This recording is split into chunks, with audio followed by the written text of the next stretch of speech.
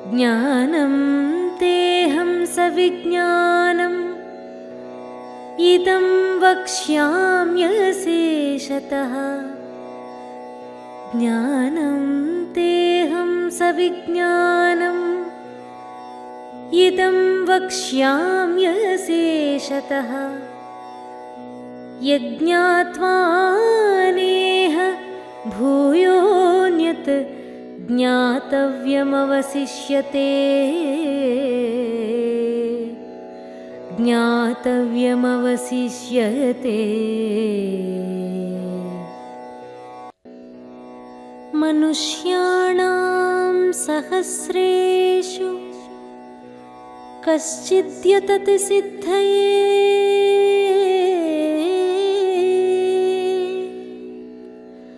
मनुष्याणां सहस्रेषु कश्चिद्यतति सिद्धये।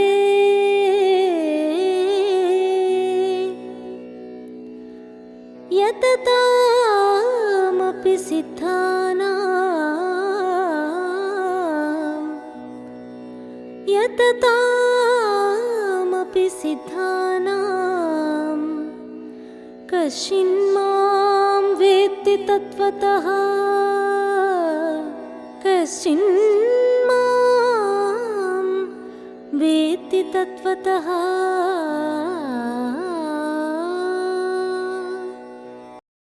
ओम शांति। श्रीमद् भगवद गीता में रुचि रखने वाले सभी भाई और बहनों को सादर प्रणाम। भगवान उवाचा तमसोमा ज्योतिर्गमया। इस कार्यक्रम में आपका पुनः स्वागत है।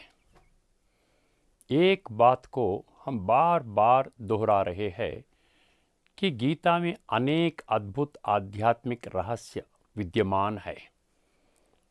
उन रहस्यों को, सत्यों को उजागर करने से ही उनमें छिपा गुह्य गोपनीय तत्व ज्ञान प्रकट हो जाएगा। इस बात को गीता प्रेमी अनदेखा नहीं कर सकते। गुह्यता और तत्व शब्दों से युक्त 25 श्लोकों के रेफरेंसेस हमें पिछले एपिसोड में दी गई थी। यदि गीता प्रेमी इन्हें सत्यदर्शी दृष्टि से देखे तो उन्हें मैं कौन हूँ और भगवान कौन है, इन दो गंभीर सवालों के बहुत ही सहज, सरल और सटीक जवाब प्राप्त होंगे।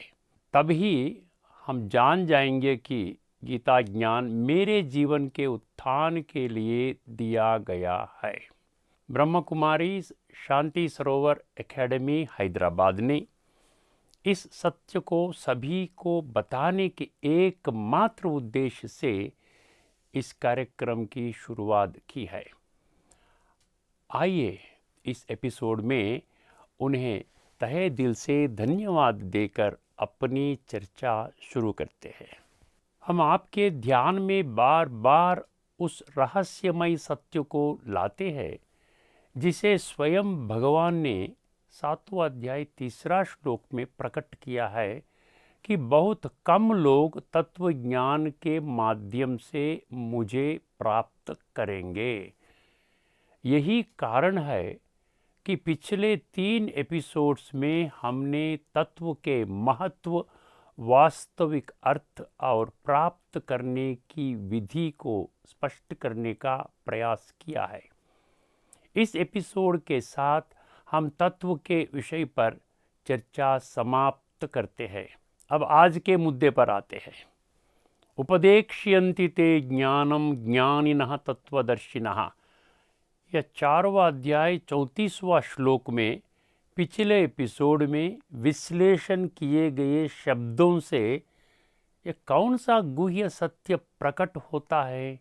यह शब्द हमें सूचित करते हैं कि जो कोई भी भगवान को पाना चाहता है उसे केवल उन ज्ञानियों के पास जाना चाहिए जिन्होंने तत्व को जाना तथा अनुभव किया है।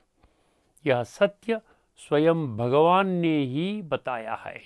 इस बात को गीता प्रेमियों तथा गीता प्रचारकों ने भी आज तक अनदेखा ही किया है।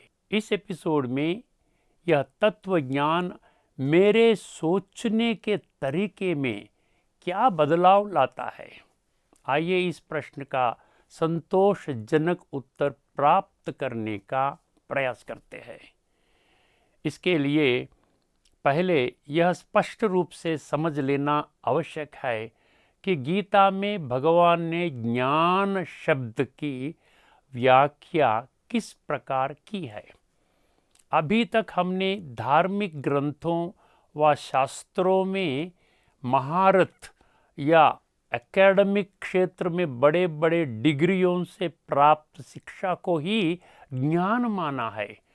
वर्तमान समाज में ऐसे लोगों को ही ज्ञानी माना जाता है, परंतु ज्ञान की परिभाषा स्वयं भगवान ने गीता के 13वां अध्याय 2 श्लोक में क्षेत्र क्षेत्रज्ञ यो ज्ञानम यत्त ज्ञानम मतम मम शब्दों से दी है। आइए इन शब्दों के अर्थ को समझने की कोशिश करते हैं। क्षेत्र क्षेत्रज्ञ यो ज्ञानम, इसमें क्षेत्र और क्षेत्रज्ञ 2 शब्द है। क्षेत्र का अर्थ होता है खेत। इसका मतलब है कि यह भौतिक विनाशकारी शरीर एक खेत की तरह है, और क्षेत्रज्ञ का अर्थ है खेत का मालिक, यानी स्थूल विनाशकारी शरीर को चलाने वाली सूक्ष्म और चेतन ऊर्जा है। उसे ही आध्यात्मिक दृष्टि से आत्मा या सोल कहा जाता है। जैसे खेत और खेत का मालिक अलग है, वैसे ही शरीर और शरीर को चलाने वाली आत्मा अलग है। यह फार्मूला, जो सूत्र इस ग्रह पर रहने वाले 800 करोड़ लोगों पर लागू होता है। गीता के 2 और 13वें अध्याय के अनेक श्लोकों से यह रहस्य स्वयं ही स्पष्ट हो जाता है।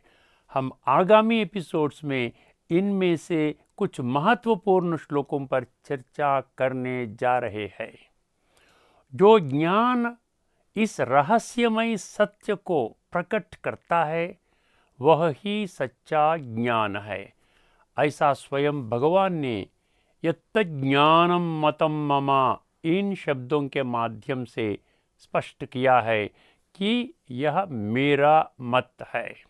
एक और अद्भुत और आश्चर्यजनक बात जो गीता प्रेमियों सहित सभी को समझनी चाहिए कि ज्ञान की वास्तविक परिभाषा के विपरीत तरीके से दिया गया कोई भी ज्ञान अज्ञान की श्रेणी में ही गिना जाता है। इसी सत्य को 13वां अध्याय 11वां श्लोक में अज्ञानम यदतो अन्यथा इन शब्दों के द्वारा स्वयं भगवान ने स्पष्ट किया है। अर्थात कोई भी ज्ञान जो मैं शरीर हूँ इस हद तक ही रहता है, मैं आत्मा हूँ और यह मेरा शरीर है, इस मूल सत्य तक नहीं ले जाता है, उसे सही मायने में अज्ञान ही समझना चाहिए। इस बात को गीता प्रेमी को भी गंभीर रूप से लेना चाहिए। इस मूलभूत सत्य को किनारे कर मैं शरीर हूँ, इस अज्ञान जनित भ्रम से जीवन व्यतीत करने वाले भगवान को प्राप्त नहीं कर सकते। इस विषय के महत्व को ध्यान में रखते हमने 3 एपिसोड्स 6, 7 और 8 में मैं कौन हूँ विषय पर विस्तार पूर्वक चर्चा की है। जो लोग भगवान को प्राप्त करना चाहते हैं वे इस एपिसोड्स को फिर से देख सकते हैं। यह गीता द्वारा सिखाया गया तत्व ज्ञान है। वह तत्व हमारे सोचने के तरीके में क्या बदलाव लाता है, इस प्रश्न का उत्तर स्वयं भगवान ने 4वां अध्याय 35वां श्लोक में दिया है। इस विषय पर चर्चा करने से पहले आइए एक बार उस श्लोक को सुन ले। यज्ञात्वा न पुनर्मोहम् एवं यास्यसि पाण्डव। यज्ञात्वा न पुनर्मोहम् एवं यास्यसि पाण्डव। येन भूतान्यशेषेण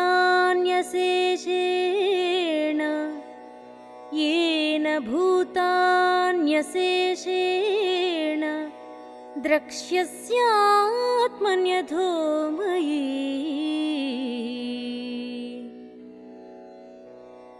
इस श्लोक के अर्थ को आसानी से समझने के लिए इसका पूर्व श्लोक अर्थात 4वां अध्याय 34 की अंतिम पंक्ति उपदेक्ष्यन्ति ते ज्ञानम ज्ञानिनः तत्वदर्शिनः द्वारा व्यक्त अर्थ को स्पष्ट रूप से समझना चाहिए।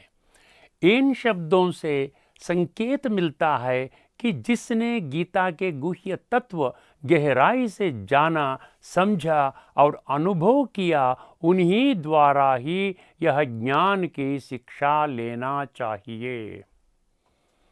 इस श्लोक के पहले 2 शब्द यत् ज्ञात्वा बहुत महत्वपूर्ण है। यत् ज्ञात्वा का अर्थ है जो स्वयं भगवान द्वारा सिखाए गए तत्व ज्ञान उस तत्व ज्ञानियों द्वारा जानते, समझते और उसका अनुभव करते हैं।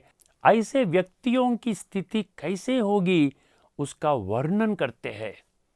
न पुनः मोहम एवं यास्यसि पांडवा, इन शब्दों का मतलब है कि वे फिर कभी भी इस भ्रम में नहीं पड़ेंगे कि मैं यह नश्वर शरीर हूँ। वे स्वयं को आत्मानुभव करने के कारण वे प्रत्येक व्यक्ति में देवत्व को प्रकट करने वाली आत्मिक स्वरूप को ही देखते हैं। ये न, इसका अर्थ है उस प्रकार के दार्शनिक प्रभाव से। अशेषेण भूतानि, यह शब्द महत्वपूर्ण है। इसका अर्थ है समस्त मानव जाति अर्थात इस ग्रह पर 800 करोड़ लोग। आत्मनि दक्ष्यसि, इन शब्दों का अर्थ है कि वे सभी को आत्मिक दृष्टि से देखते हैं क्योंकि वे आत्मा जागरूक है। अधोमयी, इन शब्दों का अर्थ है कि सभी मनुष्य आत्माओं को भगवान में देखा जाता है अर्थात हर कोई इंसान को उसी भगवान की संतान के रूप में पहचानता है और भाईचारे के साथ साथ सभी मानव मात्र का सम्मान करता है। इसमें कोई संदेह नहीं है कि यह श्लोक तत्व ज्ञान के शक्तिशाली प्रभाव को व्यक्त करता है। जो लोग उस ज्ञान को प्राप्त करते हैं उनमें अपने सोचने के तरीके में सकारात्मक परिवर्तन देखेंगे। वे न केवल स्वयं को आत्मा के रूप में अनुभव करते हैं बल्कि इस ग्रह पर रहने वाले 800 करोड़ मनुष्यों को उनके मूल स्वरूप में आत्मा माना जाता है। वे इस गुप्त सत्य को समझकर सर्व को परमात्मा की संतान मानते हुए भाईचारे की भावना से सबका आदर करते हैं। जो भी दैवत्व को प्रकट करने वाले नारे हैं जैसा सर्वे जनाः सुखिनो भवन्तु, लोकाः समस्ता सुखिनो भवन्तु, यूनिवर्सल ब्रदरहुड, सर्व मानव का भाईचारा और वसुदैव कुटुंबकम, यह उसी भाव से उभरे है। इस श्लोक में मोह शब्द का अर्थ माया मोह के रूप में पहचानना चाहिए। माया क्या है इसे अच्छी तरह समझ लेना चाहिए। अंग्रेजी में इसे डेल्यूजन अर्थात भ्रांति भ्रम कहते हैं। गूगल ने डेल्यूजन शब्द को इस प्रकार परिभाषित करता है: ए फॉल्स बिलीफ और judgement that is persistently held despite incontrovertible evidence to the contrary, generally in reference to a mental disorder. Google translate ने इसका हिंदी में अनुवाद इस तरह किया है: एक गलत मान्यता स्वयं निर्मित विश्वास है जिसका कोई ठोस सबूत न होने के बावजूद भी लगातार बना रहता है। ऐसी स्थिति आम तौर पर एक मानसिक विकार का संकेत देता है। इससे हमें जो समझ में आता है वह यह है कि इस निर्विवाद सत्य मैं आत्मा हूँ और यह मेरा शरीर है को किनारे करते हुए इस असत्य अवधारणा के साथ जीवन जीना माया या डेल्यूशन है। मैं शरीर हूँ। इस गलत फहमी से बाहर निकलने के लिए तत्व पर आधारित गीता ज्ञान को समझने के अलावा कोई युक्ति या शॉर्टकट नहीं है। पिछले 4 एपिसोड्स में तत्व ज्ञान पर हुई चर्चा से हमें कौन सी बातें स्पष्ट रूप से समझ में आई है? मैं आत्मा हूँ और मेरे पिता परमात्मा है। इसका अर्थ है विविधता में एकता। इसको अंग्रेजी में कहते हैं यूनिटी इन डाइवर्सिटी। इसका अर्थ है कि लोगों को शरीर के आधार पर किसी भी तरह से विभाजित किया जाता है, जैसे कुल, धर्म, जाति, रंग, रूप, वर्ग, वर्ण, लिंग, भाषा, देश, काला, गोरा, छोटा, लंबा इत्यादि। परंतु सभी अपने मूल रूप में आत्मा है और सभी एक परम आत्मा की संतान है। उस गुह्य सत्य को हम तत्व ज्ञान के मार्ग से ही समझ सकते हैं। यही मूल और आधारभूत सिद्धांत है जिसे भगवान स्वयं इस गीता के माध्यम से व्यक्त कर रहे हैं। यदि आप इसे अनदेखा करते हैं तो आप उसी भ्रम की स्थिति में जिएंगे और उसी स्थिति में खत्म हो जाएंगे। हम इस एपिसोड के साथ तत्व ज्ञान पर चर्चा समाप्त करते हैं। आइए कुछ सबसे महत्वपूर्ण श्लोक जो इस गुह्यता को स्पष्ट करते हैं उस पर एक नज़र डालते हैं, जिन पर हमने पिछले 4 एपिसोड्स में चर्चा की है। पहला विषय है 13वां अध्याय का पहला श्लोक में यह स्पष्ट हुआ कि शरीर और आत्मा जो शरीर का मालिक है वे एक नहीं बल्कि अलग अलग है। दूसरा सत्य है 4वां अध्याय 34वां श्लोक के द्वारा हमको यह समझ मिली है कि तत्व ज्ञान केवल तत्वज्ञानियों द्वारा ही प्राप्त किया जा सकता है। तीसरा सत्य है 4वां अध्याय 35वां श्लोक, आत्मा अनुभव केवल तत्वज्ञान प्राप्त करने से ही हो सकता है। केवल वे ही इस विनाशी देह पर मोह से छुटकारा पाते हैं। वे न केवल प्रत्येक मनुष्य को अपना जैसा मनुष्य रूप से ही नहीं मानते हैं, बल्कि वे सभी को एक भगवान की संतान के रूप में पहचानते हैं और भाईचारे के दृष्टि से उनका सम्मान करते हैं। अब हम चौथा सत्य पर आते हैं। 13वां अध्याय 11वां श्लोक यह सत्य को प्रकट करता है कि वर्तमान समय इस पृथ्वी पर जो भी ज्ञान मिलता है जो आत्मा अनुभव की ओर नहीं ले जाता है वह अज्ञानता के बराबर है। अब हम 5वें विषय पर आते हैं। 7वां अध्याय 3 श्लोक में भगवान ने स्वयं इस सत्य की घोषणा की है कि समस्त मानव जाति में कुछ ही लोग तत्व ज्ञान के द्वारा भगवान को पहचान कर उसे अनुभूति करते हैं। अब छठा सत्य पर आते हैं। 18 अध्याय 55वां श्लोक में तत्वज्ञान के मार्ग से ही हम भगवान कौन है, उनकी बड़प्पन क्या है, यह गुह्य सत्य को जान सकते हैं। 7वां विषय है तत्वज्ञान को पूरी तरह से अनदेखा करके मैं शरीर हूं की अवधारणा के साथ अपना जीवन जीने वाले जो ज्ञान अपनाते हैं वह ज्ञान तामस ज्ञान है। ऐसा 18 अध्याय 22वां श्लोक में स्वयं भगवान ने स्पष्ट किया है। इन श्लोकों में प्रकट तत्व ज्ञान 145 देशों में विभिन्न धर्मों और जातियों के 20 लाख ब्रह्म कुमार और ब्रह्म कुमारी भाई बहनें स्पष्ट रूप से समझकर अपने जीवन को आदर्श बनाते हुए अनेकों को इस तत्वज्ञान की शिक्षा देने के ईश्वरीय कार्य में पूरी तरह से लगे हुए हैं। ये एक महत्वपूर्ण बात यहाँ सभी को ध्यान देनी चाहिए।